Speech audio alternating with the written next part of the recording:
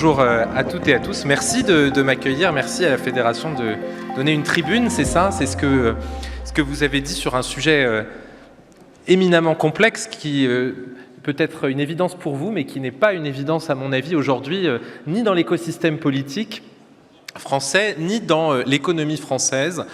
On a pendant des années oublié l'industrie, on s'est concentré sur les services, puis on a fait comme si l'industrie était la solution à tout individuellement, et peut-être qu'on avance lentement vers une réconciliation, ce que font sans doute beaucoup mieux que nous certains anglo-saxons.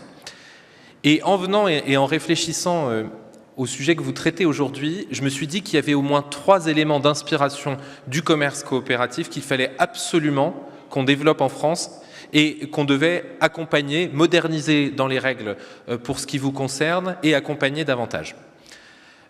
Dans le commerce coopératif, ce qui m'a particulièrement marqué, moi je suis élu de Haute-Savoie, j'ai la chance d'avoir un commerce coopératif extrêmement fort dans tous les secteurs qui puisent sans doute son inspiration d'ailleurs des coopératives agricoles qui sont là depuis des décennies. Il me semble qu'il y a 3 éléments absolument fondamentaux. Le premier, c'est la vision de long terme. Alors je sais que quand un élu ou quand un politique vous parle de vision de long terme, vous exprimez une forme de scepticisme légitime.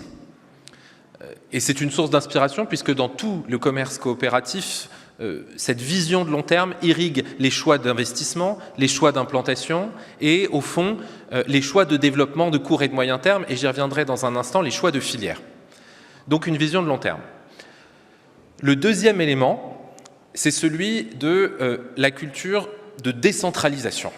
Alors là aussi, quand un élu ou un politique vous parle de décentralisation, je pense que vous avez aussi une forme de scepticisme. Et ce qui est très impressionnant, me semble-t-il, dans le commerce coopératif, c'est la capacité à avoir mutualisé, à avoir su optimiser, tout en gardant de la facilité de décision, de la capacité à décentraliser les choses les plus importantes et plus exactement, à ne faire que recentraliser les choses indispensables et à garder cette subsidiarité.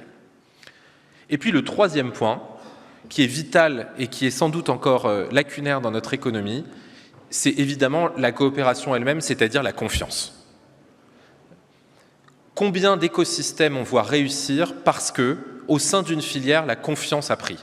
Parce qu'on se connaît, parce qu'on a des relations contractuelles de très longue date, parce qu'on a appris à travailler ensemble. Et cette force-là que vous avez, que vous développez, et qui fonctionne, qui fait votre succès, je pense qu'il faut qu'on se le dise avec beaucoup de lucidité, on est à un moment carrefour.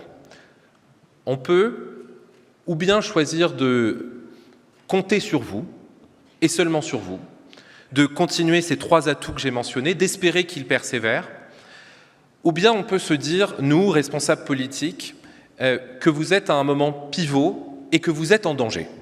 Je ne dis pas ça pour dramatiser, je ne dis pas ça pour exagérer, mais pour dire que ce que vous avez développé et l'apport sociétal que vous avez, celui de la proximité, celui du service de proximité, de la capacité à accompagner un territoire, de s'engager pour un territoire sur toute une filière, pas seulement pour l'un ou l'autre, pas seulement côté commerce ou côté production, pas seulement côté approvisionnement uniquement. Cette force-là est menacée par ce que, d'un point de vue politique industrielle, et je le dis devant Louis Gallois que je salue, qui complétera sans doute bien mieux que moi ce point, est sans doute la plus grande tare française depuis 30 ans. Qu'est-ce qu'on fait aujourd'hui ? Aujourd'hui, on surréglemente. On met de la norme partout et de la procédure après la norme dans nos marchés domestiques, dans nos marchés nationaux et dans nos marchés européens. Mais en revanche, force est de constater, et c'est la doxa, je le dis sans critique de la Commission européenne, force est de constater qu'à l'extérieur de nos frontières, pour accueillir ce qui vient de l'extérieur, là, il n'y a pas de surréglementation, il n'y a pas de surcontrôle et il n'y a pas de surprocédure. Je suis profondément convaincu que nous devons faire exactement l'inverse. C'est-à-dire que nous devons protéger nos frontières nationales et européennes et que nous devons libérer les énergies nationales. Et force est de constater qu'on n'y est pas. On n'y est pas du tout, malgré des progrès extrêmement forts du point de vue des impôts, du point de vue du droit du travail.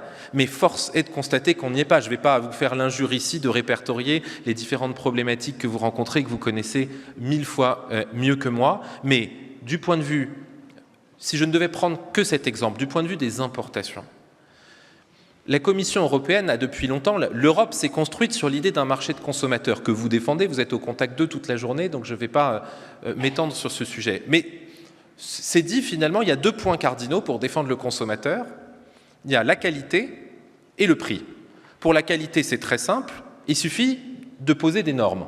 Et puis pour le prix, c'est très simple aussi, il suffit d'ouvrir les marchés à tout vent et la concurrence fera son travail. Et nous aurons donc à la fin des produits de qualité au prix le plus bas. Ce qui est imbattable d'un point de vue du raisonnement abstrait. Sauf que,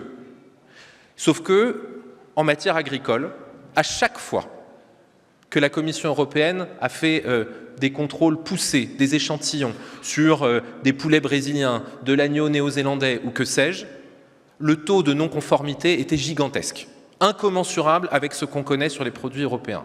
À chaque fois que les Européens ont pris des mesures fortes sur des contrôles techniques, sur des appareils électroniques, sur des produits textiles qui venaient de l'extérieur, c'est pas seulement des non-conformités, c'est parfois de l'irrespect, voire de la fraude délibérée qui s'est avérée. Parce que cette impensée, ce pivot-là, ce point névralgique qui est aujourd'hui bien trop mis en retrait, c'est celui de la concurrence loyale. Et j'utilise ce mot de loyauté parce que je pense que, y compris dans l'histoire du commerce coopératif, il a été fondateur dans les relations contractuelles, dans la capacité à se déployer. Et c'est pour ça que je crois que l'option que nous devons prendre, responsables politiques, c'est l'option de dire que vous êtes à un moment pivot, à un moment de croisement, et que si nous ne réagissons pas dans l'année, dans les 2 années, pour être très concret, qui viennent, alors que nous avons une nouvelle Commission européenne, alors qu'on a un nouveau chancelier allemand qui se montre visiblement davantage prêt que le précédent à défendre nos frontières européennes, si nous ne prenons pas des mesures très claires et très simples, au fond, de contrôle, de dissuasion, de capacité à adapter la norme. On en discutait à l'instant, la règle de de minimis de 150 € avait beaucoup de sens à l'époque où on importait dans des quantités gigantesques et par lots gigantesques, mais à l'époque où tout est miniaturisé, est-ce que ça a encore du sens ?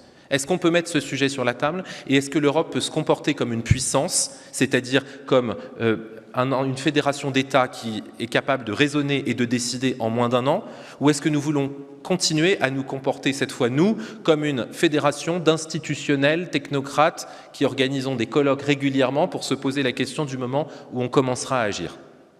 Et c'est un danger existentiel, et je trouve que votre objet économique et sociétal le présente mieux que personne. Pourquoi ?